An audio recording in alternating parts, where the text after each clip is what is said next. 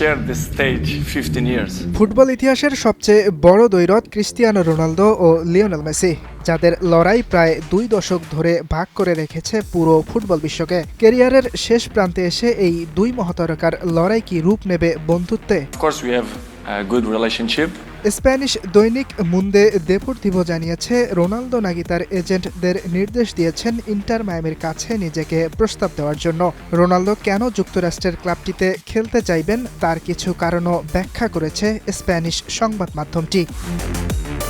Saudi আরবে খেলে Ronaldo মানসিকভাবে ক্লান্ত, এমনকি পর্তুগিজ তারকা ক্ষুব্ধ, কারণ তার ম্যাচের চেয়ে বেশি দর্শক টানে উটের দৌড় প্রতিযোগিতায়।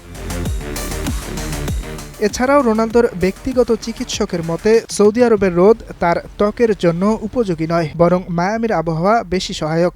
ফিটনেসের জন্য রোনালদোর আলাদা পরিচিতি আছে। মায়ামির সাউথ বিচে রোনালদো যদি 6 প্যাক নিয়ে হাঁটেন তাহলে তার জনপ্রিয়তা আরও বাড়বে।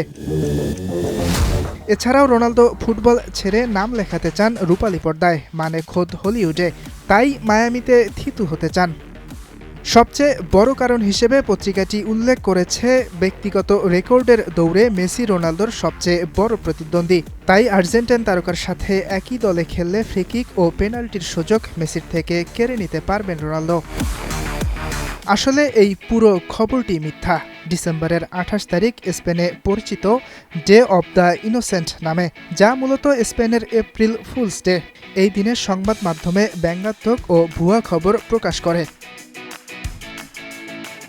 প্রতিবেদনে লেখক হিসেবে দেওয়া হয়েছে রিকার্দো টবাসের নাম। তিনি বাস্তবে কোনো সাংবাদিক নন, বরং একটি জনপ্রিয় টিভি সিরিজের কাল্পনিক চরিত্র। অর্থাৎ পুরো প্রতিবেদনটি ছিল একটি পরিকল্পিত এপ্রিল ফুলস কৌতুক।